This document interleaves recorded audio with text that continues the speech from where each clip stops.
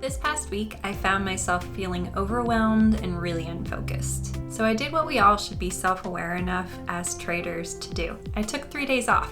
This break rolled into the weekend and I enjoyed floating around in a buzz-induced fog. I played some video games and I got some extra Z's. But most of all, I disconnected from responsibility a bit. My overwhelmed feeling didn't come from trading. It came from life in general. Sometimes when you're trying to do everything and trade, it's just a little overwhelming and difficult to continue. When you reach this point, even though what you're feeling didn't come 100% from trading, it doesn't mean it's not going to affect it. We have to be aware of the fact that daily life and everything that we're doing does affect how we trade. Sometimes we can be completely thrown off by what's happening in our lives. It's okay to take a moment to sort those things out before you continue. Knowing when your mood can harm your ability to trade is really crucial for success. Is kind of akin to road rage. You'll keep yourself from having big losses and undoing a lot of consistency and hard work. But you have to accurately assess yourself before you start trading. Hindsight is 20/20, and it's really easy to look back and go, oh, I had that fight with my husband the night before. I really shouldn't have been trading that day. I was in such a daze. But that doesn't keep you from hurting yourself. So I started getting into the habit of filling out a trading journal each morning. I look over 5 questions, and each of these things helps me determine how ready I am to trade emotionally. I have to fill this out before I even look at a chart because you can get caught up in the momentum of the market. You can ignore things about how you're feeling and if you're really in the state to trade. I ask if I've exercised. Usually this is from the day before, so if I did my exercise the day before, then I can check this off. When I used to run before pre-market, I would actually check it off only if I did that. I noticed such a positive impact on my emotional state whenever I would have coffee in the morning. So for me, having coffee is actually a benefit to my trading ability. Did you sleep well? Sleeping is the top thing that will determine whether or not you're capable of enduring your day and the hardships in it. It is very important to understand yourself and how you operate with 6 hours and up. I ask if I'm ready 5 minutes before the bell because I like to have 5 minutes to just focus on my plan and visualize that without the crunch time effect. If you feel too much like you're under pressure, you're not going to operate correctly. And especially in those first few minutes of the day, you really need to have your wits about you, or you might enter a trade based on FOMO and you might end up having a big loss. I ask myself each day if I have a positive attitude or if I've meditated. Sometimes when I am having difficulty with trading, I really need to take a few minutes after I'm done with the trading day and go over why it's good to continue. If I don't feel like I'm having some sort of progress, I'm not going to be able to keep going. If I meditate and calm my mind a bit, I'm more likely to be able to trade in a positive manner the next day. If I wake up and I find that I'm a little on edge and I'm not feeling very positive about things, I'll take a minute to meditate. Sometimes I even look at my screensaver, which happens to be some beautiful place, and I breathe in and breathe out, and I try to envision myself there. This helps with my ability to recenter and to manage things a little more positively.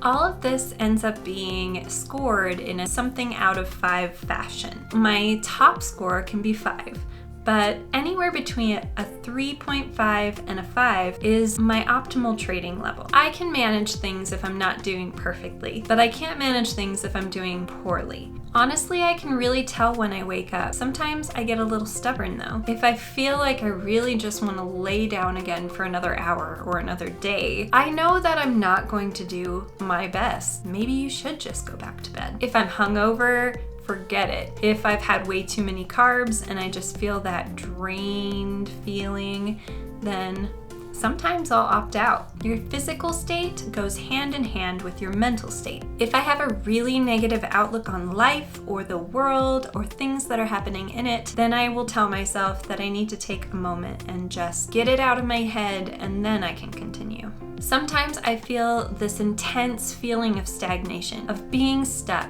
of being in the grind too long, and it just is being pulled out forever and ever and ever, and you just don't want to do it anymore. Consider just giving yourself a break. If you feel that hatred of the grind bubbling up inside yourself, don't push through and undo a lot of what you've really been trying to accomplish. Sometimes I also feel this desire to completely shirk all responsibility, to just ignore the fact that I'm a mom or a wife or a trader. Those responsibilities, my jobs, those are the things that are hardest to push myself through. And sometimes those are the things that will hang me up for a little while before I regain balance. For trading, it's specifically the fuck it days. I recognized this feeling pretty early on, and the danger in it is that I don't care to such a degree that I will actually allow myself to trade and throw away money. My trading account is under $2,000. I can't make big money. And that kind of flow just isn't meaningful enough to me to sometimes overcome that idea that I'm just spinning my wheels. And I just say, fuck it,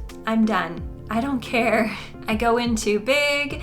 I don't care if it goes against me and lose a lot of money because it's only $20. And in the grand scheme of things, $20 isn't anything, but it's the consistency and the keeping to your rules that you really need to focus on. Those are the days that we need to teach ourselves to stop before we get there. And if you can't do that, you really need to step back. Here's the thing about trading. It is a huge grind. It is the biggest grind I've ever attempted. The grind of, I woke up today, but I didn't see anything good, and I sat on my hands. That is hard to do when you're making zero or less money each day for your time. That can eventually get into your head in a negative way and cause you to completely fall apart.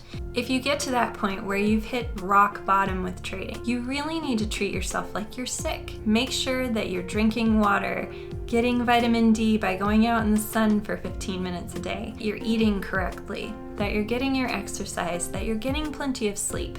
Treat yourself this way so that your mental capability can come back.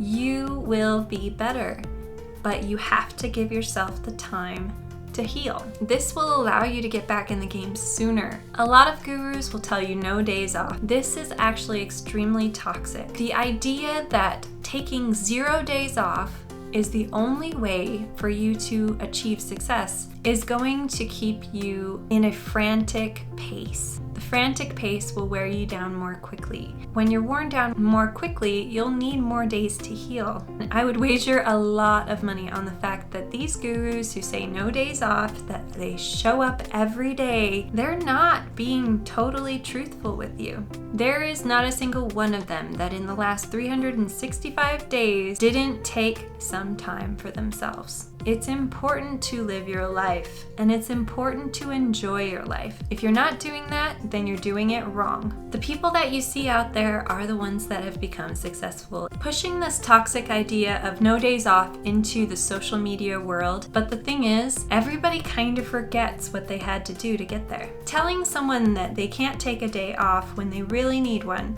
can break their mental capacity in ways that cannot be fixed. Let's all be honest with ourselves. We know when we're slacking off, and it's okay to admit that we are.